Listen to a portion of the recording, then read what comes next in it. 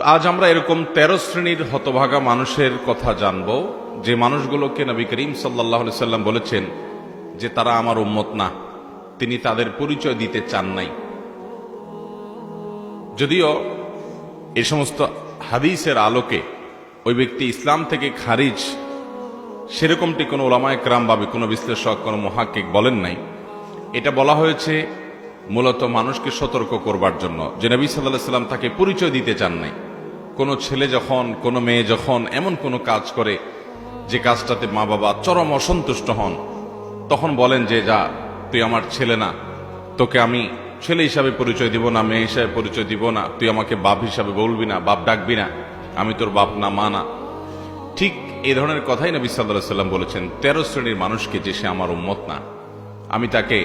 নিজের বলে পরিচয় দিব না, সে আমার উম্মত হিসেবে পরিচিত হবে না। যে নবী সাল্লাল্লাহু আলাইহি সাল্লামের সুপারিশ ছাড়া কিয়ামতের ময়দানে আমাদের কোনো গত্যান্তর নেই, যে নবী সাল্লাল্লাহু আলাইহি সাল্লামের হাউজে কাউসারের পানি পান করা ছাড়া তৃষ্ণা নিবারণ করবার ব্যবস্থা থাকবে না, সেই নবী সাল্লাল্লাহু আলাইহি সাল্লাম যদি বলেন যে আমার না, এ লোককে আমি চিনি না, এ আমার উম্মত না, তো তার চাইতে হতভাগা, তার চাইতে কপাল পড়ার কে হতে পারে? আল্লাহ রাব্বুল আলামিন এই 13 শ্রেণীর হতভাগা মানুষদের প্রত্যেকটা গুণ, প্রত্যেকটা অপরাধ, প্রত্যেকটা পাপ, যেটার কারণে সে এই মন্দ জায়গায় সে চলে গেছে, আল্লাহ তাআলা আমাদেরকে এগুলো থেকে বেঁচে থাকার তৌফিক দান করুন।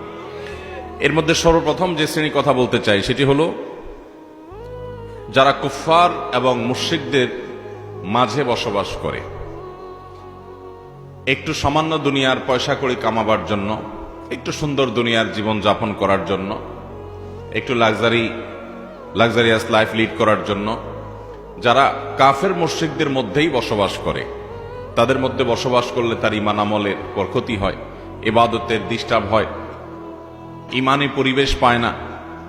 কাফের এবং মুশরিকদের প্রভাবের কারণে তাদের প্রভাব তার পরিবারের উপরে পড়ে, তার নিজের উপরে পড়ে। তো এরকম গ্রহণযোগ্য ওজর ছাড়া কেউ পড়াশোনার জন্য গেল, কেউ দাওয়াতের উদ্দেশ্যে গেল, কেউ সাময়িক কোনো কাজের জন্য গেল, সেটা ভিন্ন কথা। কিন্তু শুধুমাত্র দুনিয়ার স্বার্থ হাসিলের জন্য বা দুনিয়াতে একটু সুখে থাকবার জন্য, একটু ভালো থাকার জন্য কাফের মুশরিকদের মধ্যে যারা বসবাস করে, কাফের মুশরিকদের দেশে যারা গিয়ে স্থায়ীভাবে বসবাস করে এবং তাদের মধ্যে থাকে যারা, নবী আলাইহিস সালাম তাদের সম্পর্কে বলেছেন যে এই লোকগুলোর ব্যাপারে আমার কোনো দায় দায়িত্ব নাই, আমি তাদেরকে আমার বলে পরিচয় দেব না। এ সম্পর্কিত হাদিস তিরমিজি, আবু দাউদ এবং নাসাঈতে বর্ণিত হয়েছে। নবী সাল্লাল্লাহু আলাইহি সাল্লাম বলেছেন, লা তুসাকিরুল মুশরিকিনা ওয়া লা তুজামিউহুম, তোমরা মুশরিকদের সাথে বসবাস করিও না, অর্থাৎ